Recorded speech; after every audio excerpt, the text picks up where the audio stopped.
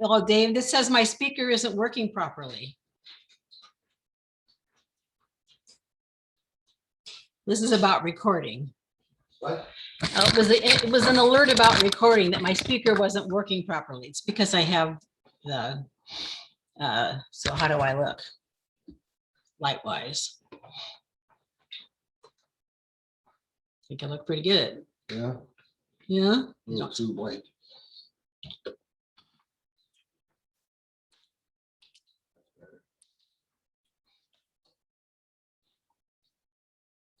It's already here.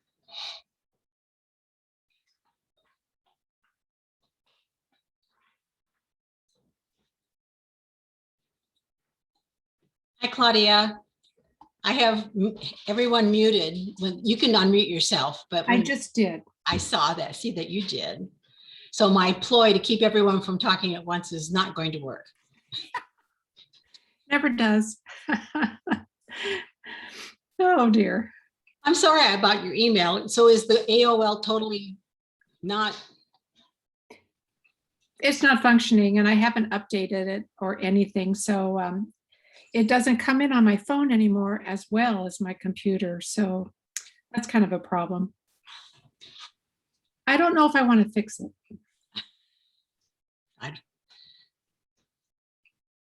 Oh, look at all these prompt people. Good. I don't know if I need that light. Well, maybe I do. I have everyone muted, but you can unmute yourself. But when we get started with the group, I'd like you to mute again. Hi, Dennis. Hi, Richard. I'm Vicky.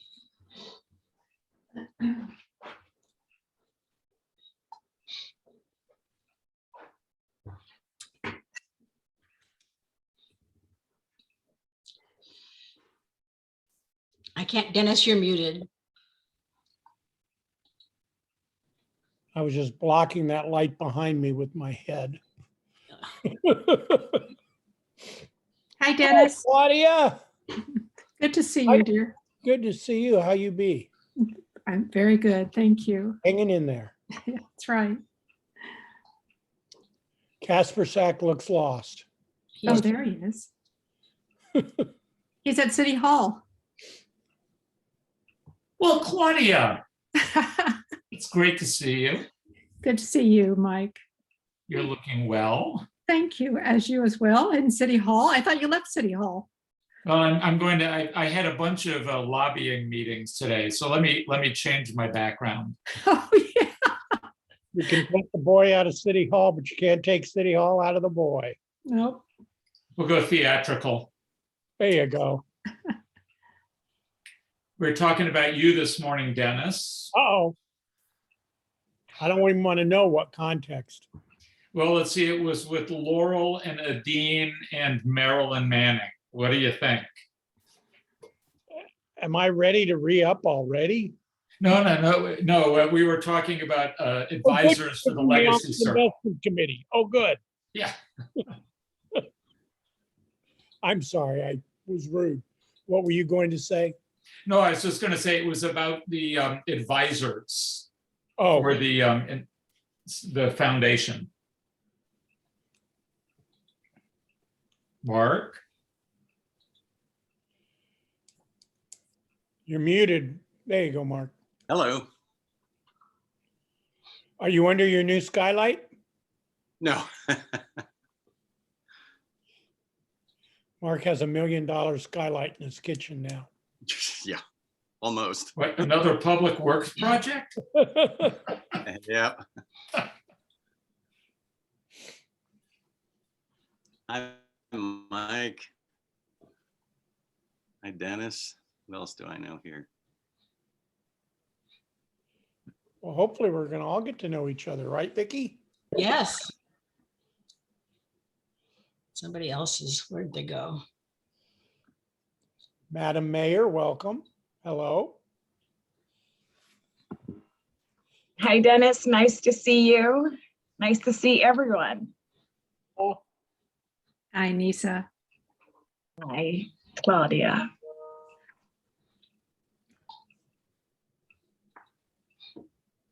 We'll just be a couple Can more I be, minutes. Vicky, can I be part of this working group? No, We would, does that mean we'd have to? Just know this is going to be a fun group. That is our hope. It's theater. This is real drama. If you think, Don't scare them. I mean, the good stuff. well, hopefully it'll be mostly the good stuff. Thank you all for being so prompt. I'm not really taking roll or anything here, but we'll give it like one more minute or so and then we'll get started. And I think when we do get started, I'd encourage you to use speaker view so that you can know who's talking and instead of gallery view, but not yet. You can look at everybody right now. Let's see. Have to get there and then come back. Scott, Jody, Jody's. Yes, there's Jody. I'm just looking down the list here. Katrina, Michelle's not here. I'm not sure she could make a send dish. Is here. Kavita's here. Mark, Julie, Richard, Michelle Sharkey's not here.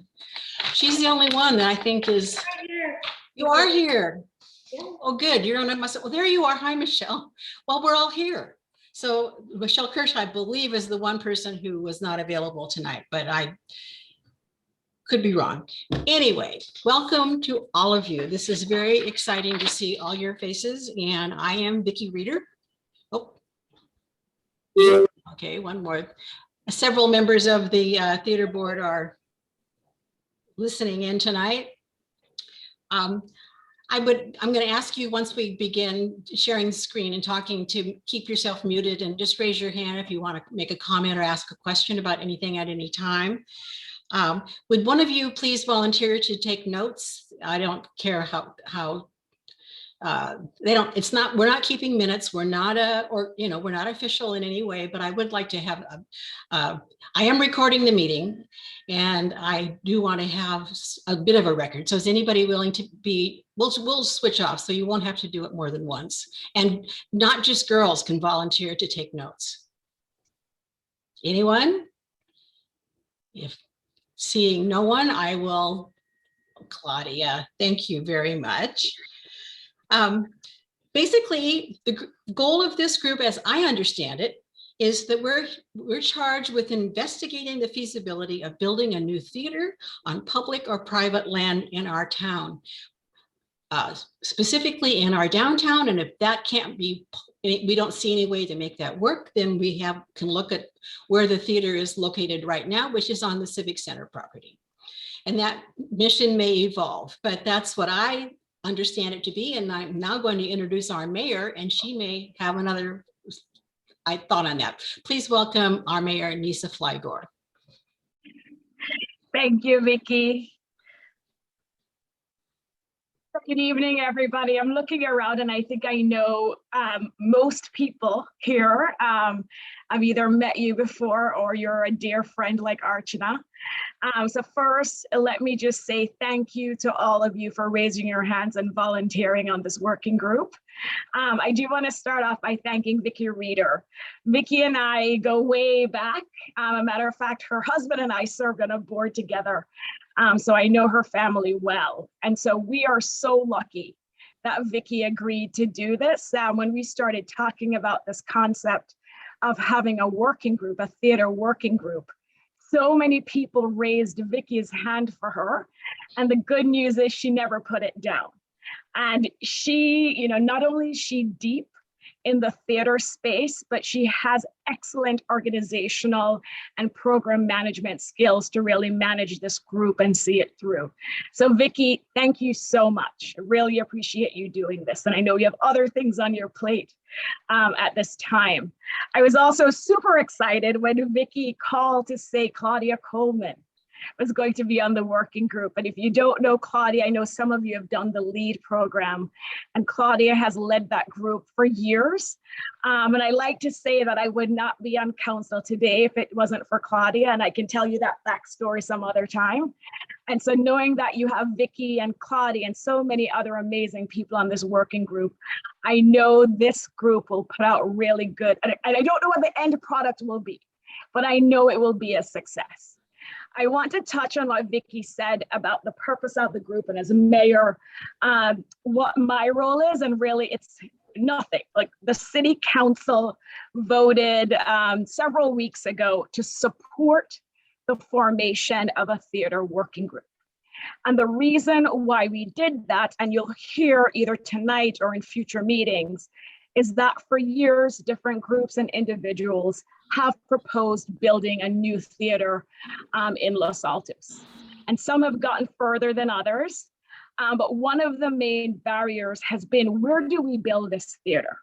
And all the studies and research show that the ideal location to build a theater is in or close to the downtown. And the city owns the Civic Center, where our very special current Bus Barn Theater sits. And the city also owns the parking plazas downtown.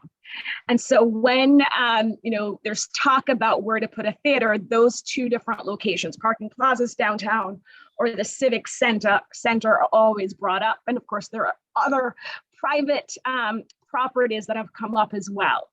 And so the reason why the city council voted to support the formation of a working group was to send a strong message to say, if a working group is formed and they have a proposal that involves or includes city resources, for example, city land, we're open to considering such a proposal. Because we heard from residents and other folks who have worked on this before to say they spent a lot of time and resources putting together a proposal, hiring consultants, and then they didn't have the support they needed.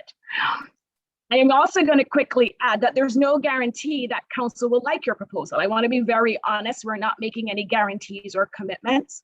Really, it is saying it's an indication we're open to hearing your proposal and ideas. And this current council will be in office until November 2022. I hope we hear from you way before that. But it was very positive to know that the council supported the formation of this group. So with that, I am going to say thank you again, all the best. I will pop in, I'm sure, at a future meeting, but thank you so much for giving your time. I'm excited about the possibility because I think this would be a great asset and gem for our community. So thank you again and have a good evening. Vicky, I don't know if you wanted me to say or do anything else. No, and you're good to go. I'm free to go. Okay. Thank you. Good night. Good luck. Thank you. Thank you very much.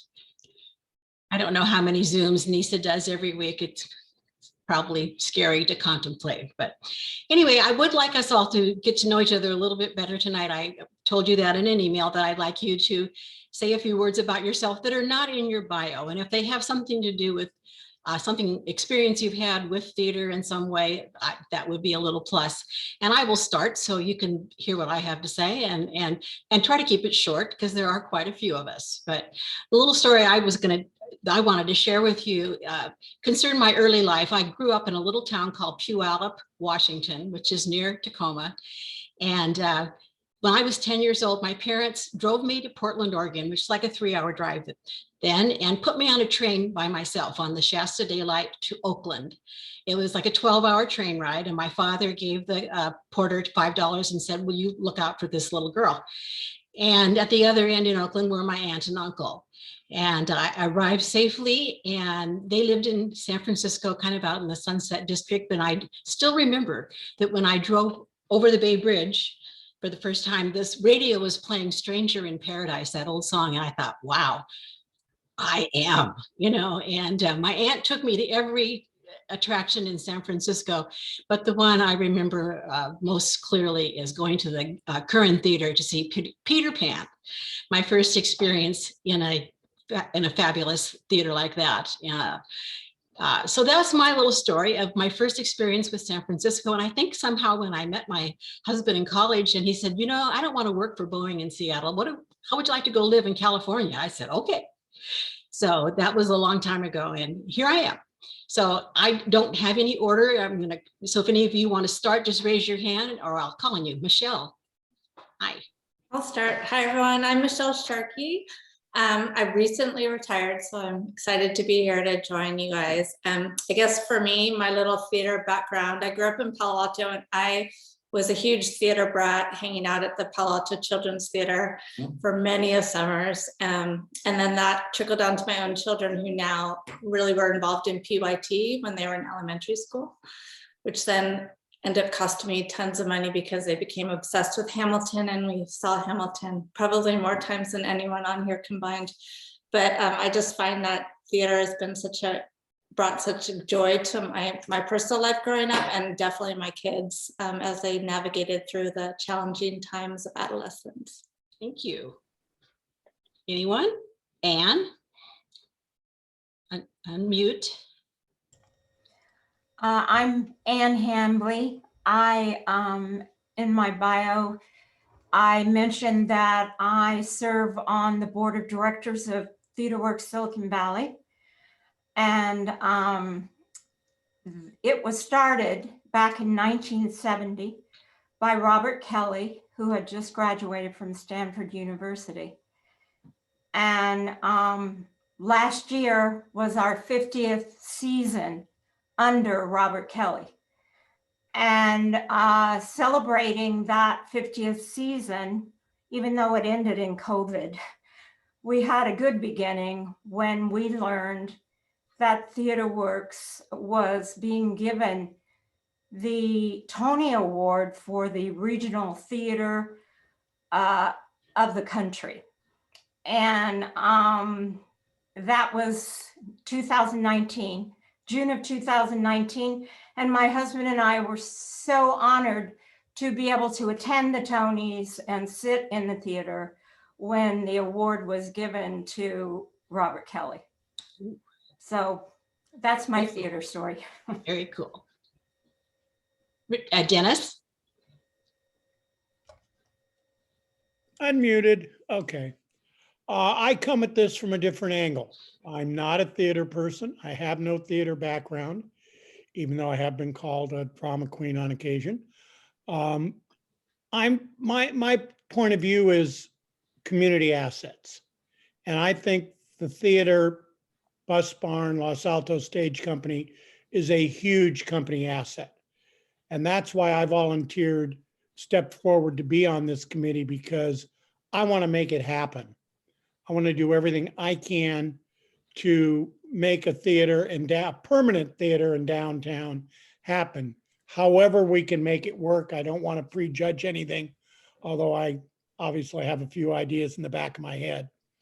But I am very honored and happy to be on this group and hope I can contribute, because I do not come from the theater. I come from a business background, and I really care about community assets. Great, thank you. Archana, am I pronouncing your name correctly?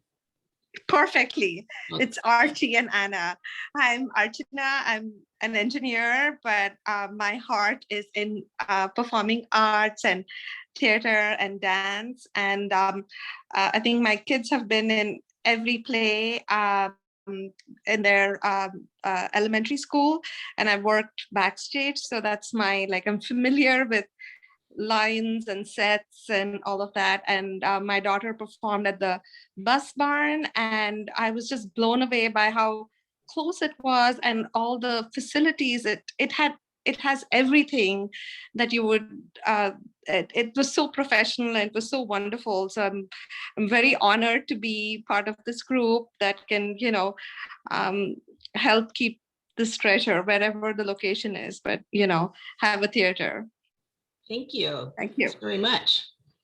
Jyoti. You're muted, Jyoti. Sorry. It's great to see that I have so much in common with so many of you. Like Michelle, I am also obsessed with Hamilton. Like Dennis, I come from a business background, but like Archana, my heart is in theater. Ever since my first field trip when I was 7, we went to go see Swan Lake at our local theater, and I was just blown away. And so over the years in my spare time, I've taken a lot of improv classes, and my dream is to one day, if there is any community production of Hamilton, to play Angelica. That hopefully that will come true at some point. Cool. Mike? I'll even take Peggy, just throwing it out there. Hi, everybody. I'm Mike Kasperzak, and I'm one of the outliers here. I'm actually from Mountain View. And I've got the Book of Mormon was the last show I actually saw in New York. The first was The Man of La Mancha, when I was headed off to school. And in school, I did a lot of theater work, not much acting. I was pretty bad at it, but I was a lighting technician. Although if you are a fan of The Follies, you may have seen me portray Vladimir Putin or Donald Trump in the last 2 years of The Follies. So it's great to be here. Actually, I was also on a smaller working group for a new theater about 2.5 years ago. Thanks, Mike. Sandesh, you had your hand up too. Yeah, hi everybody. Pleasure to meet everybody. Great to see some familiar faces. I don't know if we'll at some point have a chance to meet in person, but hopefully sooner rather than later. My passion for theater really stems from when I was in my 3rd grade play, and actually still remember some of those lines. And I remember I kind of wanted to do more plays, but it was really a choice I had to make. My parents made me choose basketball or put me in the play, and I chose basketball, but I did manage to sneak a small role in my high school play after playing a game actually that day. So I've always had an interest in theater. I have gone to the theater a handful of times, want to get my kids involved, and thus my interest in this group. I also very much agree with Dennis and Jyoti in the sense that theater really brings communities together, and how nice would it be to have the community come together in with going to an event at the theater, or having dinner, then going and seeing something at the theater. And I think that is something that our community needs. I know a number of the surrounding communities have that, which we frequent every now and then actually. So it would be really wonderful for the community, both from an entertainment perspective, as well as from that community asset concept that Dennis mentioned, to have something like this. So look forward to figuring out a way to make it happen and not taking no for an answer. Great, thank you. Kavita, you've had your hand up. Hi, nice to meet everyone. And I echo everyone's sentiments. Super passionate about watching performing arts, and, really excited about and have watched many shows at the Bus Barn myself. Super excited about having a theater in our community to go to.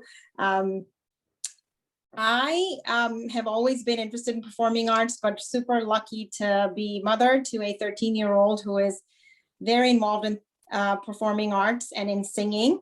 And he was selected in 2019 to be part of the San Francisco Opera, a production, a small role, singing role in the production of Billy Budd. And so I was so lucky to chaperone him and to watch a production at that scale from backstage. So that was a super cool, awesome experience. And I've been chaperoning him at his Ragazzi Boys Chorus.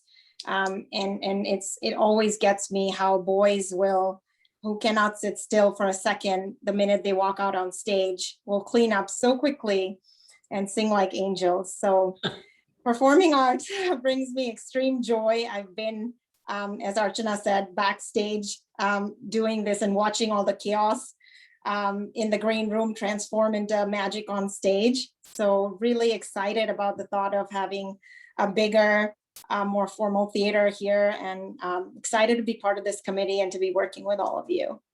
Thank you. Julie Rose. I just didn't want to be last. I'm really impressed by this group, but what I love about it is I only know about half of you, and when I see these nice young faces, it makes me very excited. I will date myself by saying I came here in 1975 with 2 little toddlers. Prior to that, my experience with live theater was probably seeing Hair on Broadway in New York City when I was working there right out of college. Then I came in and got to be part of the early days of what was then called Los Altos Conservatory Theater with Doyne Mraz. Was one of that, used to call ourselves Late for Lact. And we got to be late for the bus, and now what are we at now, Vicki? We're late, we're always late. But We're late for the stage. We're always missing the boat.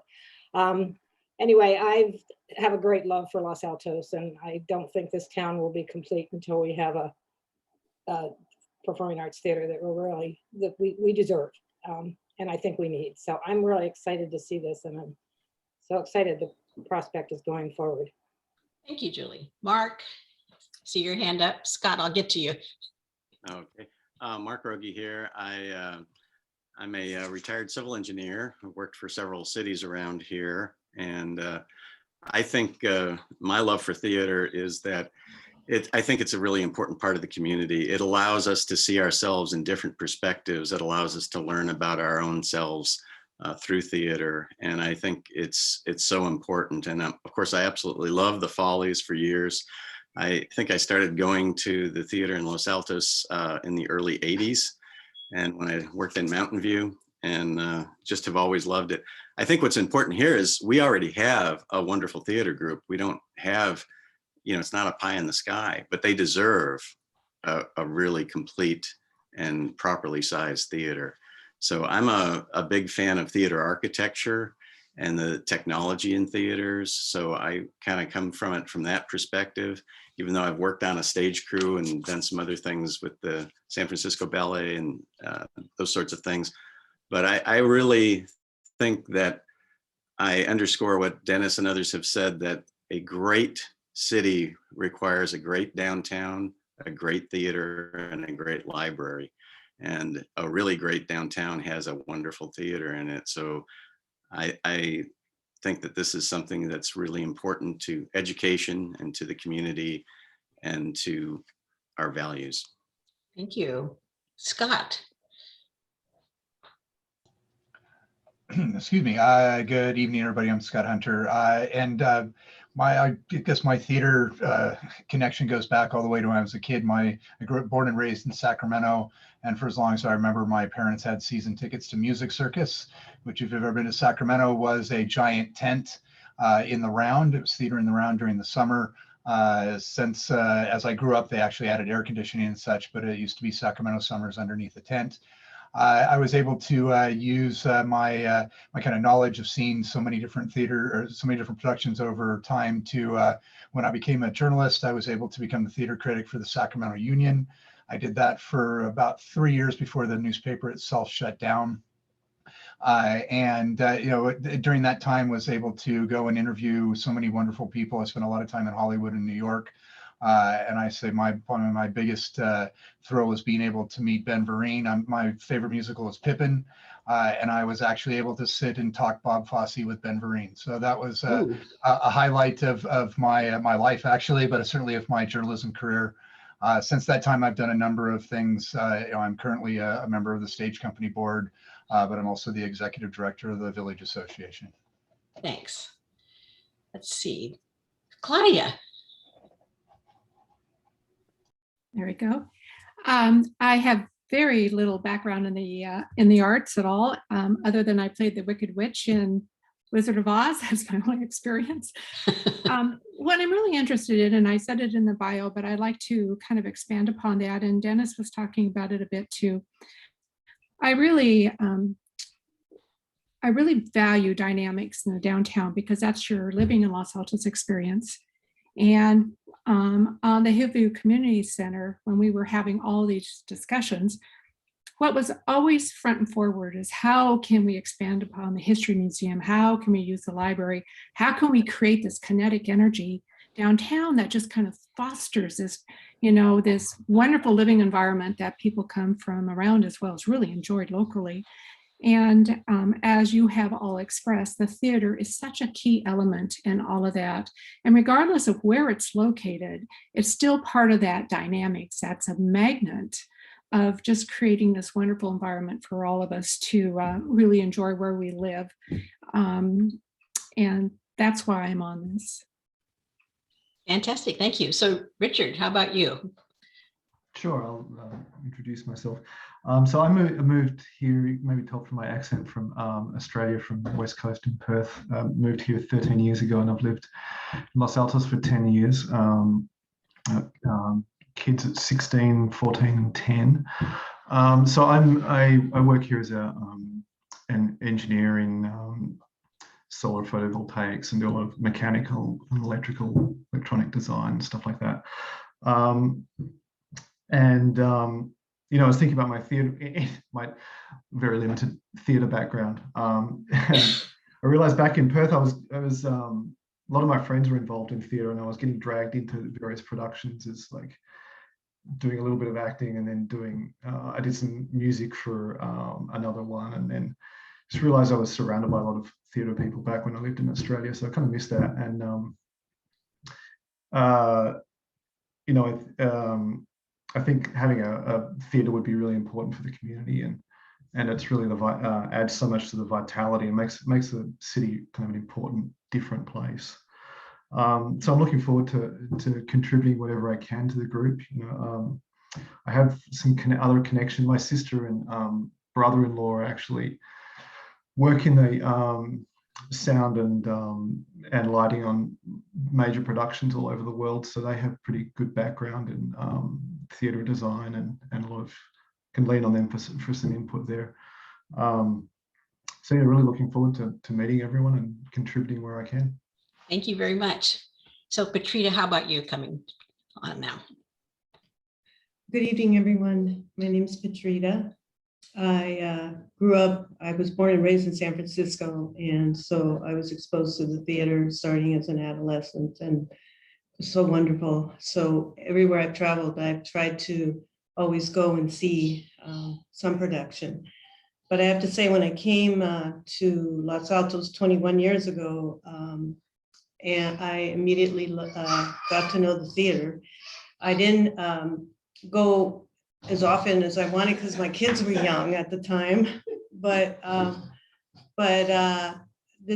the productions at the theater at Los Altos, formerly Bus Barn, are so excellent, and I just couldn't believe the level of production, and I started buying the season tickets as my kids got older, and so I've been so happy to be associated with Los Altos Stage Company, and Vicki has been a wonderful leader for us, and I just want to continue seeing it thrive in our community, because it is such a vital part of the community, and so that's why I'm on the committee. Thank you. So Pete, I think it's your turn. Well, I don't have nearly as much experience in the theater as everybody else does, so I'm kind of in the lucky position that I get to absorb and learn from everybody else. My most exciting moment in the theater was probably seeing Tommy on Broadway and having orchestra seats. And Pete Townsend was there that night conducting the orchestra. And when I was a young man, he was kind of a god to me. He still is. So anyway, but I traveled to Ashland and have some, you know, enjoyment of the theater. But I'm really here because, like some of the other folks, Dennis and others have said, I see the theater as an asset for our community. I think that we ought to have a theater that reflects, reflects what our community has to offer and what we can all bring to the table. And I've got some experience in philanthropy and in public-private partnerships, and I've been involved with some other organizations in town that have given me an opportunity to build some relationships with lots of different families in our community, and perhaps I can help build some of the support that we'll need to get something done, because at the end of the day, we have to get the whole community behind whatever project we propose, and hopefully that's how I'll be able to help. But we'll see. Who knows? Maybe there'll be something as yet unforeseen that I can do, but I'll wear whatever hat you want. I'll be chief cook and bottle washer. I'll sweep the floors. I'll make phone calls, knock on doors. Excellent, excellent skill set. I think everyone made an opening remark, right? I didn't forget anybody. The other people on this Zoom call are just observers. Well, thank you all. And I think Pete's comments about the role we have to take on about getting all the various community organizations, enthusiasts, supporters, people with that have a specific project that they back. We have to get them all on our team. And so it'll be a challenge to do that, because as you probably noticed, not everyone agrees with everyone in this town. I'm sure you're shocked by that goes on. But when everything else in our nation is just so peaceful and everyone gets along at that level. I like satire, you can tell by the way I talk. And if you don't know what The Follies is, it was a musical parody production that we did as a fundraiser for the Los Altos Stage Company. I produced it for 25 years and retired in 2018. And we're rebooting it this summer. We're going to do a hybrid, partly pre-recorded, partly live streamed performance on July 31st. And I'll be hoping to see all of you on that streaming link. I would just like to open it now to questions you may have. I saw Julie Rose last week and she said, are we going to be raising all the money for this? And no, is the answer.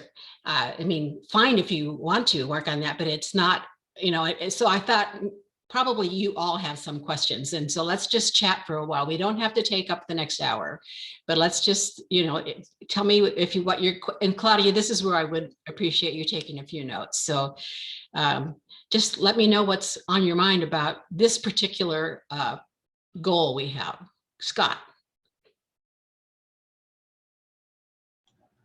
All right, so I'm relatively new to Los Altos, but I do know that there was or have been similar groups. I think Mike Kasperzak mentioned something recently, and then we do know that there was something going back a few years, and I see that King Lear's on here, and I've read through that. So there's this exercise has been done before, and maybe everybody knows the background on why we don't have a theater based on what happened before. But it might be interesting to, I know I'd like to know what happened, why we're in the situation where we are. And I'm sure there are a few people on here that have been around a lot longer than I have that can be able to help answer that question. Thank you, Scott. I'll give you the short answer, and then King's going to speak with us next time on June 2nd, and I'm sure he can elaborate. I've been on several committees to looking at how a new theater, prospects for a new theater. And the short answer is we've met, we've conferred, we've designed, we identified a spot, we thought we had got that far. And then whoever was in power on the city council when these proposals were presented said, that's too much money. That's, in a nutshell. I mean, there was more to it than that, but King's proposal got farther than most. He actually created some very wonderful renderings, which you will see. I'll send you all he'll show you his PowerPoint, and I'll also send it to you in advance. We actually he had an architect come and help work with our theater board, and we put a lot of effort into a model of what could happen on a downtown parking plaza. And then when that was presented to that particular council, they again said, oh, it's too much money. I have a quick follow-up on that.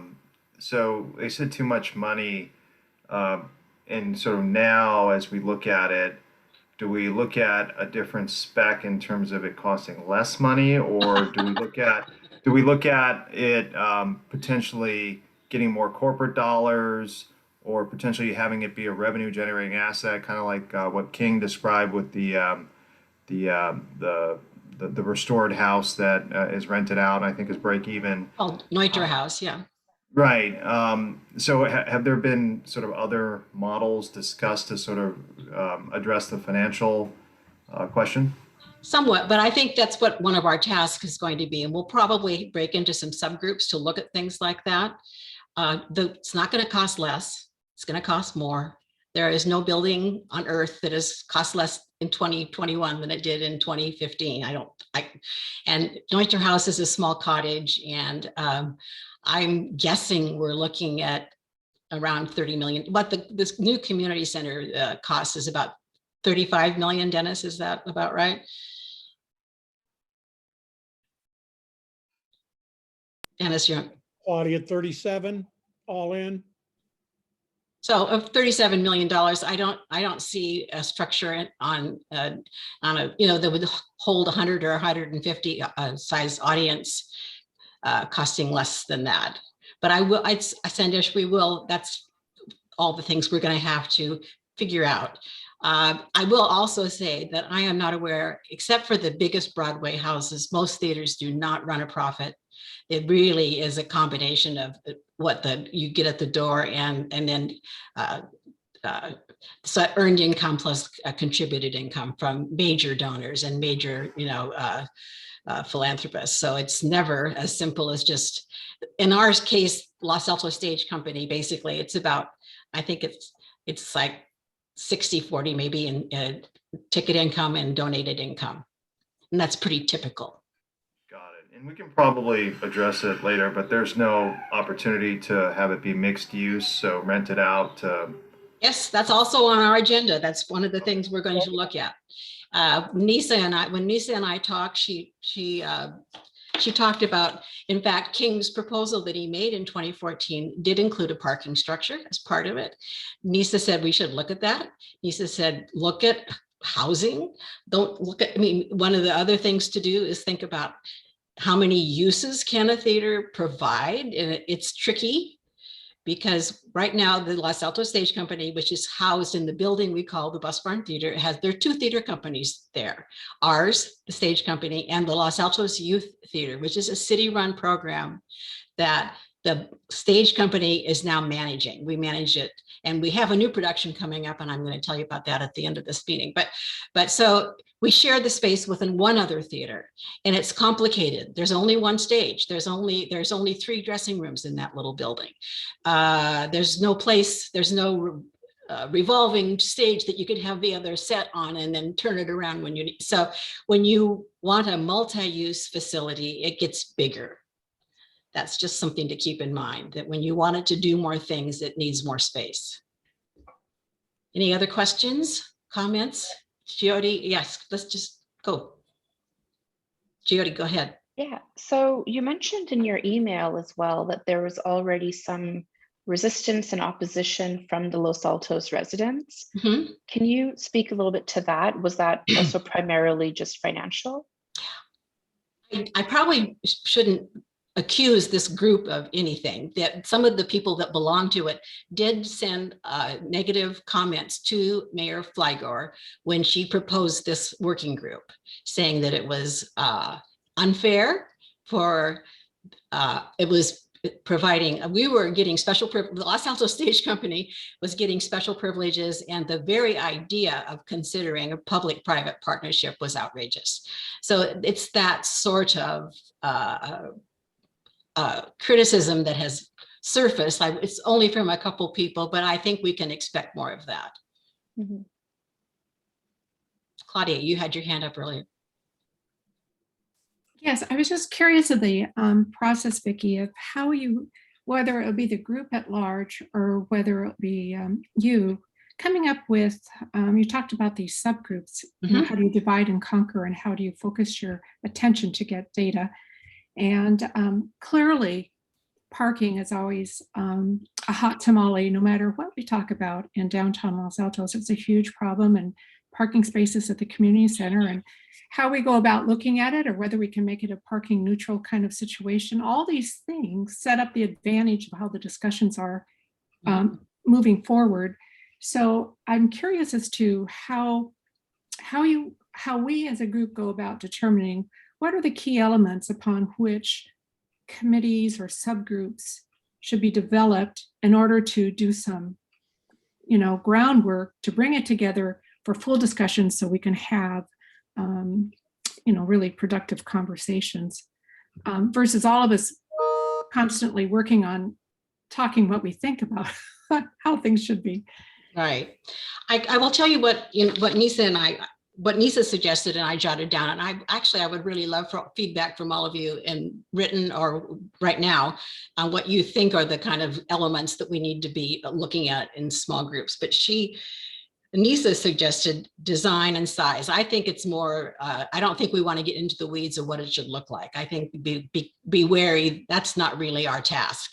I think, but look, specifics about how big it should be and, all that, I think definitely is our task. And as I mentioned earlier, King has done a lot of groundwork and has some very specific details in his old proposal that we will have to help guide us.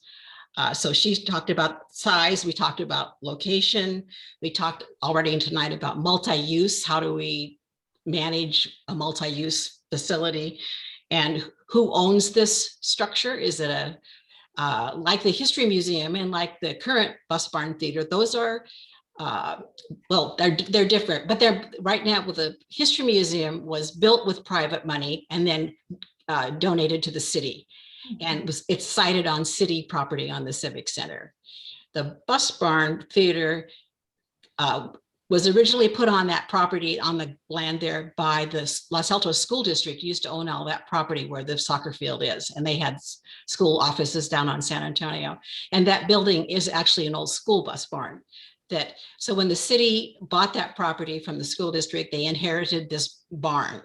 And this man who was one of the acting teacher up at Foothill College named Doyne Mraz somehow got the city to say, I'm gonna make that into a theater. And he did that with about 6 people. And it's a lot of what's inside is the same stuff, the same seats, the same stage they built. We know it needs replacing and we have plans for that, but that's sort of the public-private. It's already been a public-private partnership, but that's a little bit of background about that. So who owns it and what would the role be of the city? I think in Mountain View, that's city property, and I don't know if I think the city of Mountain View actually owns the theater, the performing arts. They do. The city built it as part of the City Hall complex. They own it. Theater Works is obviously one of the main home company, but there are a couple of other home companies. The city manages it, and city staff operates it, the building and that sort of thing. Thanks, Mike. And so the taxpayers paid for it. Yeah. So that's that would be another chunk of things we should be looking at. And then finally, finance. How much would it cost? What ways would it be possible to come up with this huge sum of money in some reasonable amount of time? So are there other, Mike? So some of us had our little hands up here. I'm sorry. So no worries. Waving. So do we as a group have any financial resources? I mean, I don't know if there are people in the group that have the real ability to finance, to really know enough about theater design, or are we supposed to be more representative of sort of the community's wants and desires and say, yeah, there's a real need here, there's support for it, but you guys are going to have to do a lot of real professional legwork to get this done, you guys being the city? I think we have access to, I think one of the people I want to have speak to us in our future meeting is our executive artistic director, Gary Landis, who has a lot of experience working in theaters. And I think he can flesh out those questions at a later date. He's so like parking garages and housing. I mean, that's high-end professional consulting sort of stuff. And no, we aren't them. We are not high-end professional consultants. Right. Mark, you have a comment. Yeah, I was just going to offer that it might be interesting and instructive to maybe have a little tour or bring on some of the people from the Mountain View Theater, because that theater started off with the concept that similar to what you said, that theaters could never really support themselves fully. So the original idea of a downtown theater in Mountain View was that the city would build another office building, and the revenue from that office building would go to fund the theater. Later on, it turned out they didn't want the office building, but they still wanted the theater. But it took the theater company there, I think it was only 7 years, which was extraordinary for them to get to the break-even point where the city did not have to fund them additionally. So that was a real success story. So we might want to look at some of what they did that worked, and also some of what they did that didn't work. Yes. During the construction of it, there was a balcony that was built that there was artwork on the ceiling that prevented the people in the balcony from seeing the stage. That had to be retrofitted. So there's always good tales to know about the local theaters, and how they came about and how they got where they wanted to get. Yes. That would just be helpful for us. Mark, if you have some names to suggest, send me an email. That would be great.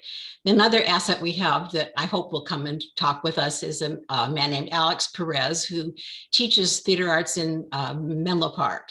And Menlo Atherton High School just built a new theater, and he has been deeply involved in that. And he also is going to be directing Sunday in the Park with George at Los Altos Stage once we can have actors back in our space and they can sing in public, and all the public will want to come out and be sung to. So that was in the schedule right when the pandemic started. So I think he would also have a lot of good advice for us about the current status of how building theater in a smaller community like Menlo Park. And Dennis, you have a comment? Yeah, I just wanted to react to what resources we have. It's my understanding the city, so that we are not under the Brown Act and don't get into that kind of trouble, which is too easy to do. We have no funding from the city. We have no city staff. We are asked to report to the city, but we are, if I can use the word, private citizens group. Yes. Not chartered by the city, but kind of asked by the city to be formed. Is that correct? Yes. So if we needed any money, we got to find it ourselves. We all have to buy lottery tickets. Well, that'll work. And or rob banks. Yeah, oh, they are. Yeah. Go ahead, Sandesh. Thank you. Do we have a perspective of all the other projects that the city may be considering funding, and how they may be thinking about those, and then where something like this could potentially rank? We can look into that. Go ahead, Pete. You look like you have a comment to make. Yeah, the city council just had a study session day before yesterday on the budget. And if you're curious, you can certainly review the video of that. But there are a lot of competing priorities. Of course, the police station is one that's pressing and so forth. I think on my city commission, I deal with a number of them, but I also see some of the revenue that we have from sources like park and lieu funds. So as developments go forward, the city collects revenue and does have some money to put forward, but it's going to be an opportunity cost kind of thing. And my own hope is that we can look at the opportunity costs and we can take a big picture view of what it means for our downtown and incorporate elements that impact parking or potentially housing, because those are also priorities. And I think if we have an elegant solution that advances those issues as well, our chances of building support for it will increase if we are sort of big picture comprehensive in our view. That's my own personal hope. But yeah, you can look at the study session for the city budget if you want to, and hopefully we don't put the money into Halsey House instead and we put it into the theater. Oh dear. I will also mention the not the History Museum, the library, Los Altos Library. There's a lot of talk about the need for a new library or to expand the current library. And the library is on city land, but it is a county, part of the Santa Clara County library system. So, which is just another wrinkle, another level of government. And it's right sited next to what's become a historical apricot orchard with a lot of people who don't want to see any apricot trees ever touched. So I've always had this smart aleck answer that we just build a 12-story building that has the police and the pool and the library and the theater on top, and and that'll solve all our problems. But no one's going to go for that. But I've thought about it. If we could only just, in place of the youth center, just go up 12 stories, that would just take care of everyone's problem. Other serious questions? Claudia, go ahead. I really like what Pete had to say, in the sense that if we can frame this whole and create all of this compelling reason to have a theater and to address the parking and to address some of these things, a natural follow-on would be a whole group of people that would go out and find the money and to make it happen. And we'll just get bogged down on all the wrong things if we start looking at all the financial sides of that, other than from the point of view of, how do we package this so it's so enticing for people to want to be a part of it and to be part of the momentum of moving it forward. I think, a lot of what we have to do is a sales game. We're all compelled to say, we really want to see this here. And how do you then sell others to be a part of the solution? And so all of that is kind of like bringing all these bits and pieces and removing some of the obstacles and coming up with some interesting ideas that then City Council, I would hope in all seriousness, would sit back and say, wow, this is compelling, let's move it forward. And then at the same time, you have a group that can go out there and find partners. Mm-hmm. There's a lot of distrust on where money comes from. And we don't have a culture of philanthropy like we do in San Francisco. Right. And so whenever money is involved, people think that something else is going on. And so we need to make, this next part of this is going to be really important, because it's all going to be based on philanthropy. Richard. Yeah, thanks. Claudia, I just wanted to kind of follow on from that. I think you made some really good points there. And just thinking about some of the opposition that might come up to this project. I know everyone here is very involved in theatre, but it might be help to think a little bit about how do you convince someone that this is a good project if they don't care at all about theatre, right? They really don't have any interest in it at all. And I think because there are certainly those people in the community, and they'll be vocal. And so, one way to think about that is like people have been saying, talking about how do you show people that maybe it's parking neutral or it provides some other services to the community. The other thing is, you can look at bringing more business downtown, like having a theatre is kind of symbiotic with revenue for restaurants downtown. But I think that could really help the sales pitch. Like the sales pitch shouldn't just be about how great a theatre is, because that will work on a certain subset of people, but there's other people who will be totally unreceptive to that. And I think that's just the reality. So it's just my 2 cents there. Excellent. One of the things the theater board has talked a lot about is the youth theater and the value of a theater for our youth. And people don't just get acting jobs in Hamilton. They start when they're 8 or 10 and do a lot of time in theaters like Bus Barn Theater. And that we think we have a really exciting youth education program that we run now for the city. And for example, this summer youth camp that we're doing at the Bus Barn is the musical Starlight Express. And we have a new education director, and he is quite an amazing guy. And it's like bring your own wheels edition of Starlight Express. So it's open to children with varying mobility problems. And if you're in a wheelchair or you need some other kind of mobility assistance, they're welcome. And we're building a railroad track around the seats inside the theater. And so I think we're doing some of the right things I think framing this around a benefit to children is one of the avenues we should really focus on. Did anybody else? Archana. I was also thinking maybe make it more diverse and multicultural with Yes. use, like multi-generational, like, seniors night, like something for seniors to do, maybe a seniors play, or, something to involve everyone. And then you can have their like buy-in. But like, as you said, if you just say theater, it might not fly. Thank you. Anyone else have any comments or questions? Mark, do you have another question? Your hand is there. Yeah, I just wanted to comment that a part of what everybody's talking about is part of like a public process. And, I've spent 30 years in municipal management, where we bring in the public to hear what they have to say. And the most important part about that is listening to the negatives as much as the positives, because the positives will always be around, but the negatives, we can look at what their issue is or what their concern is, and then address that in a business plan.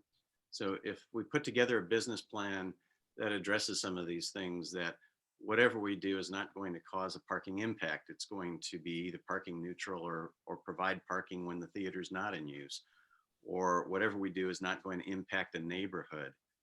All of those kind of things that people have the fears about, at least if they're addressed, it provides the council with some political cover to want to support this. And it also allows reasonable people to say, well, okay, that's a concern, but they've addressed that concern.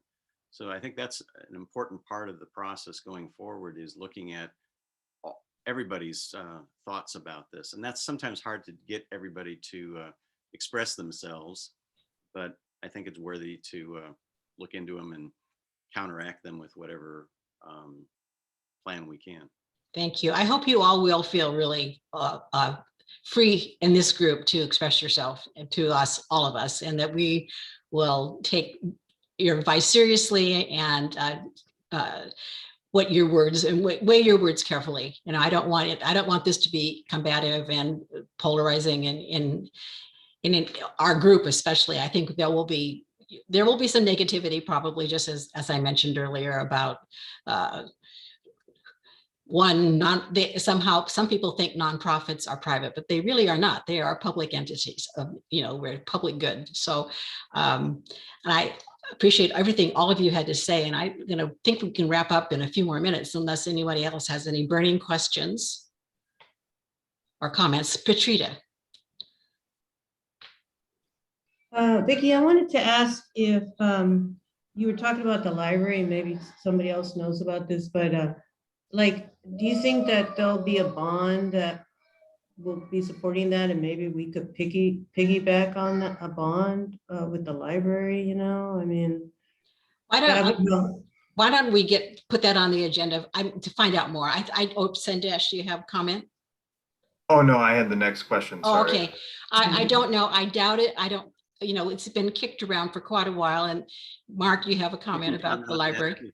I was on the library group, and we were looking at doing a private-public partnership for the library, where we were going to raise money, but we were going to raise money as just pledges, and then go to the council to do a bond issue. And the idea was, if we could raise $10 million in pledges, we would say those pledges automatically go away if you do not vote for the bond issue, to kind of give it an incentive. So that was part of the plan to do that. The idea of putting it on the ballot, though, it takes a lot of energy and a lot of money to put it on the ballot. And because of COVID, that kind of group kind of stopped meeting for a while. So that was part of the overall goal, was ultimately to put it on a bond issue, but only after we had enough pledges to make it look really popular for everybody. Bonds have a high threshold to pass, and we struggle to get them done for schools. It would be probably a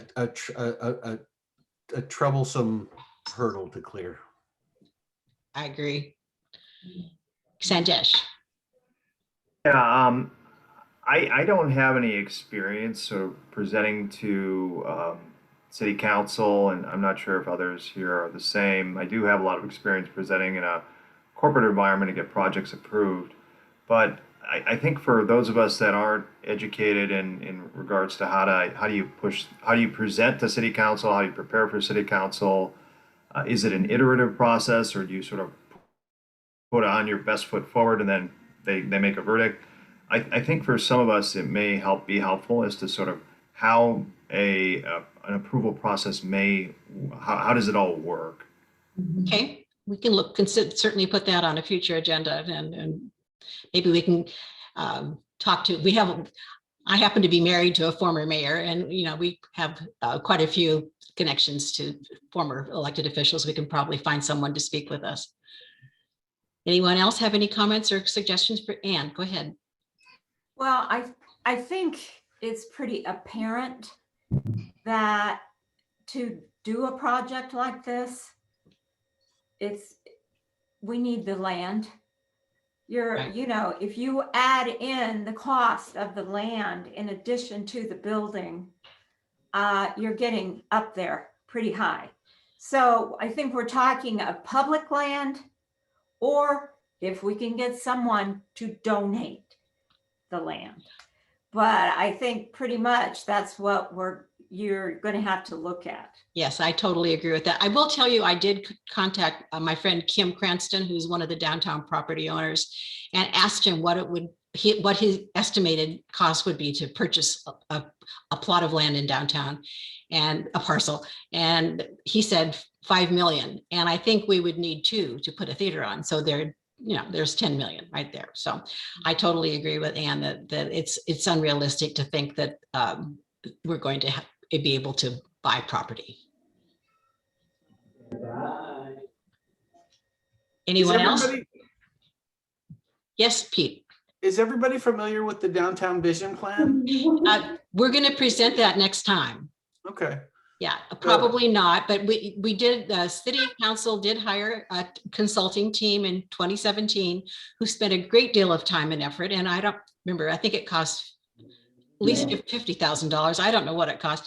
And they came up with a lovely plan for the downtown, and we'll see that. And Mayor Flygore is trying to find someone from the consultant team to speak to us at our June 2nd meeting. And we have, you can go on the city council website right now and find the downtown vision and look at the slides and see the whole concept. They did include a theater, and it was their top priority. They said that was the most cost-effective kind of building to put in the downtown to improve downtown vitality. But we're going to go walk through that next time. Yeah, you can find it just by Googling Los Altos Downtown Vision Plan. Just Google those words and you'll go right to the city page that has a link to the plan. And the reference to the theater is on page 48. Okay. Concept was to have it facing 3rd Street and to use that public parking lot. And so that would be, city property that this is just one possibility, right? But it's one possibility that some folks have already looked at. And so it might be an interesting reference point for folks to take a look at and start to think in those sort of ways about how something might come together. Yes, I'd really like to use both King's plan that he created and the downtown vision, and not just start from zero, but they've done a lot of work, and it's good work. And I think we can use what they did and build on it. Yeah, if you took a synthesis of those two, and then maybe, probably do some additional work to tackle the parking issue and maybe fold in some additional scope, add scope to cover some other things that have become important to the city. There's a whole great big head start right there if that's, if there's a consensus that that's an interesting approach. Now we could come up with something totally different as well, but I do think it's a great sort of jumping off point to get everybody rowing in the same direction in the boat. Thank you. I totally agree. And so I'm hoping that you'll all be here on June 2nd, and when we will have those, not only King Lear, but the architect, Jonathan Perlman, who created the model that they presented to the council, and as well as someone with, if we'll find someone to present the downtown vision materials.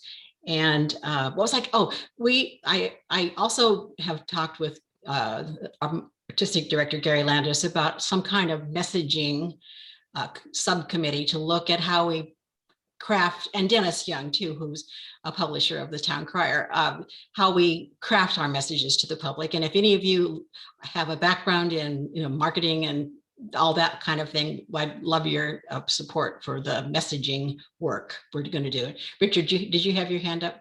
Yeah, I did. I just was wondering if anyone had connections through to Los Community Investment Company, who are behind, major landlord in the area. Behind Yes, we have Bumpur. some. We have, Scott, do you want to talk about your connection to Los Altos Community Investments?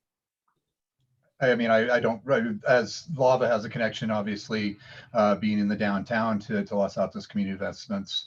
They're obviously one of the larger property owners in town. So we know people there. And I think there are other people that I look around in the screen here that probably know some people at Lacey as well. Yeah, it just seems like the theatre fits in with their some of their ideas of what they want downtown to be. So there may be possibility for some support from them.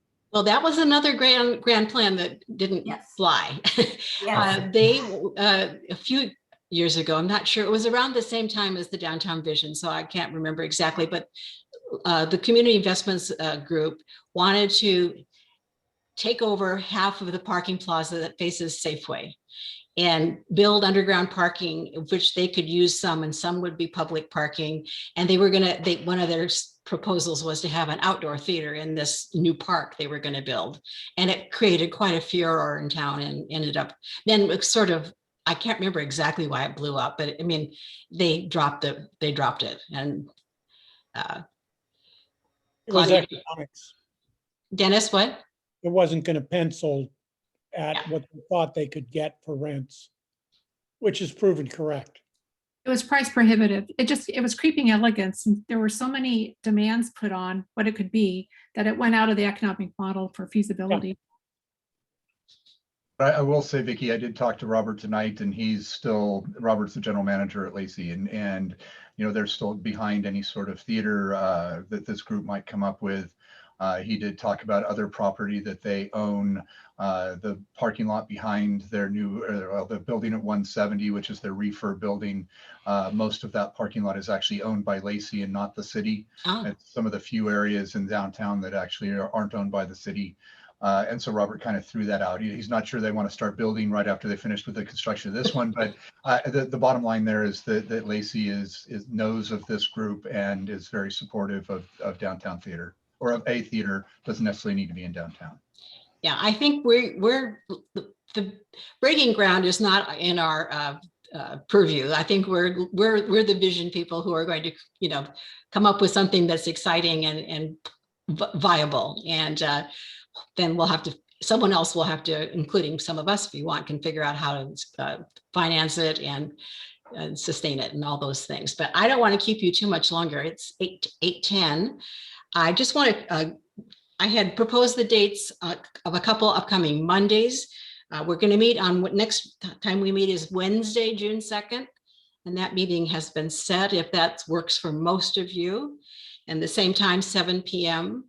And then following June 2nd, June 21st, which is a Monday. Because of my commitment to this Follies project, which is way over my head with technology, I am learning as I go, trying to become someone who knows how to record audio tracks and then make a video and make it all blend together. I'm feeling swamped. But so June 21st, and then Monday in July 12th. So those would be 2 Monday meetings. And then July 31st, which is the date of this live stream Follies thing, which of course I want you to watch. And there will be an opportunity to go to a party beforehand too, if you want to do that. To include the public in our future meetings, I mentioned in my email to you that we've figured out a way to use Facebook Live so that we can invite the public can know about these meetings. We had a few people here today that mainly are theater board members and one woman who's from was interested in joining this group. So in the future, it'll be streamed on Facebook Live and people can watch there, but we will just continue to meet on Zoom as we are tonight. So there's that. And then I just wanted to tell you about what's going on at Bus Barn Stage Company, Los Altos Stage Company right now at the theater. And that is we have a youth production of Les Miserables, student edition. I can't wait to see this production. It's all on Zoom. And it's produced and directed by Gary Ferguson, our new education director. And that's going to open, I believe here's my calendar. Gary's on this call. It opens on this Friday. I believe it's running this weekend and the following weekend. You can go to our website and it has all the dates of these productions, but that's our youth theater. And I really would appreciate any of you who take the time to watch and see what the youth are doing. And then we're doing the Stage Company is also doing a live stream production. We've done 3 previous ones this year with under all the right COVID protocols. And this one is opening in June 11th, I believe. It's called The Mercy Seat. It's a 2-actor show and it's a husband and wife couple. So they are a nice little healthy pod, and it will be live streamed from our theater, and it's a play by Neil LaBute, and it's about what happens the day after 9/11 to a couple of people who have a romantic entanglement, and then 9/11 happens and it changes everyone's situation. So I'd encourage you to watch that. It's a live stream. You can just relax on your couch or wherever you like to watch videos. Yes, Sandesh. Would it be helpful to have a shared Google Drive for us to collaborate and share documents, information? As we, yes, that would be wonderful. I can set that up. Thank you very much. So those are my plugs, and I hope you will take advantage of seeing what we're doing at the Stage Company. And I will see you all again on June 2nd. Thank you very much for spending this evening with me, and I look forward to working with all of you. And please send me any private comments, thoughts, suggestions you have. All right. Thanks, Bye. Becky. Thank you. Bye. Thank you. Bye-bye. Bye-bye.